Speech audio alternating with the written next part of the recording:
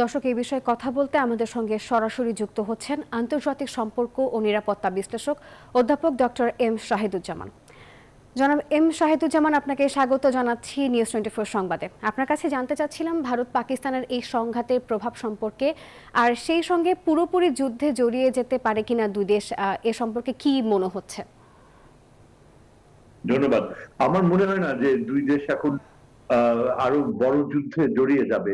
কেননা আমরা কিন্তু আজকে সারাদিন একটা স্থিতি, একটা একটা নীরবতা, একটা পজ দেখতে পাচ্ছি।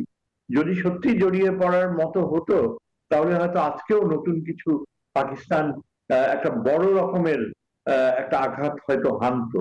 আমার ধারণা যে এখানে এত বেশি ভারতীয় প্রোপাগ্যান্ডা শক্তিশালী ভাবে কাজ করছে যে বিশ্বব্যাপী কিন্তু ধরা পড়ে যাচ্ছে যে ভারতের প্রোপাগ্যান্ডার ড্রাইভে যে কাল্পনিক স্পৃহা এবং তার প্রতি ভারতীয় মিডিয়ার যে প্রচন্ড সমর্থন, যে পাকিস্তানকে ঘুরিয়ে দিচ্ছে, পাকিস্তান শেষ হয়ে গেল।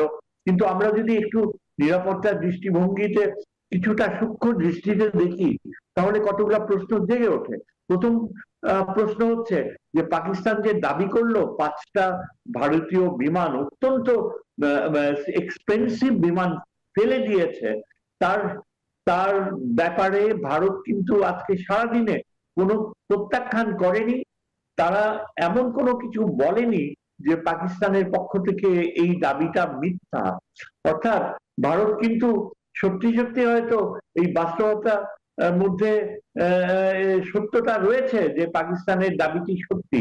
এখন সত্যি যদি তাই হয়ে থাকে তাহলে এটা ভারতের জন্য বিশাল আকারের একটা লস।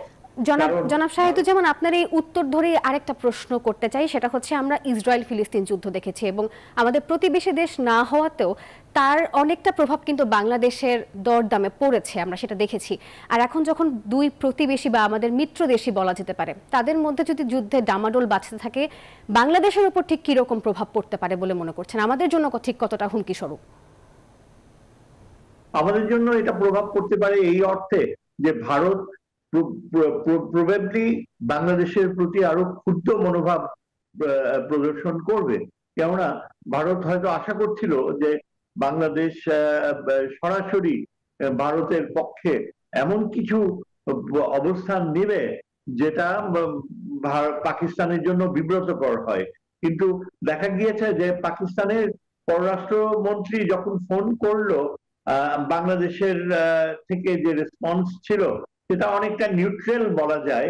তবে প্রচ্ছন্ন ভাবে, নিশ্চিত ভাবে এটা ধরে নেওয়া যায় যে বিশ্বের অনেক দেশের মতো, স্পেশালি চীনের মতো, বাংলাদেশের হয়তো একটা নীরব সহানুভূতি রয়েছে পাকিস্তানের প্রতি।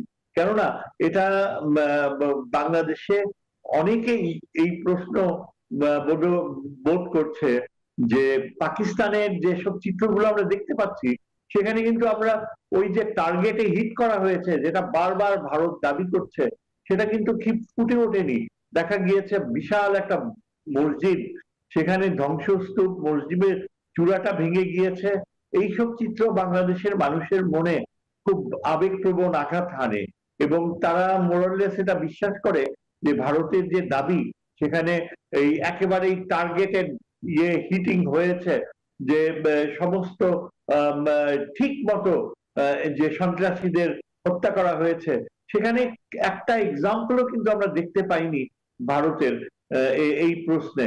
যার কারণে আমরা দেখতে পাচ্ছি যে ভারত দাবি করছে যে ভারতীয় পররাষ্ট্র মন্ত্রণালয় আন্তর্জাতিক সম্প্রদায়কে প্রত্যেকটা বিষয়ে ব্রিফ করছে যে তারা কিভাবে যাতে বিস্তৃতিকরণ না হয় সেইভাবে পদক্ষেপ নিয়ে একেবারে বেছে বেছে টার্গেট হিট করেছে যাতে কোনো সিভিলিয়ান ক্যাজুয়ালিটি না হয়। কিন্তু আমরা জানতে পারি যে প্রায় 70 জনের মতো সন্দেহ করা হচ্ছে বেসামরিক ব্যক্তি জীবন হারিয়েছে। আবার অপরদিকে বিশ্বের অন্যান্য বড় বড় দেশগুলো, এমনকি জাতিসংঘ কিন্তু পাকিস্তানের দিকে কোন রকম দোষারোপ করছে না। হয়তো বা বোঝা যায় যে আন্তর্জাতিক বিশ্বে তারা এটা ক্লিয়ারলি বোঝা যায় যে যে ধৈর্যের আহ্বান আসলে এখন এই জানাচ্ছে। পাকিস্তান ভারত এই যুদ্ধ ডামাডোল নিয়ে সবাই আসলে অনেক বেশি উদ্বেগ প্রকাশ করছে এবং আমরা সকলেই আশা করছি যে আলোচনার মাধ্যমে বা সুষ্ঠু কোনো সিদ্ধান্তে পৌঁছে এরা এই যুদ্ধ থেকে আসলে পিছু হটবে। জনাব শাহেদুজ্জামান, অসংখ্য ধন্যবাদ আপনাকে যুক্ত হওয়ার জন্য।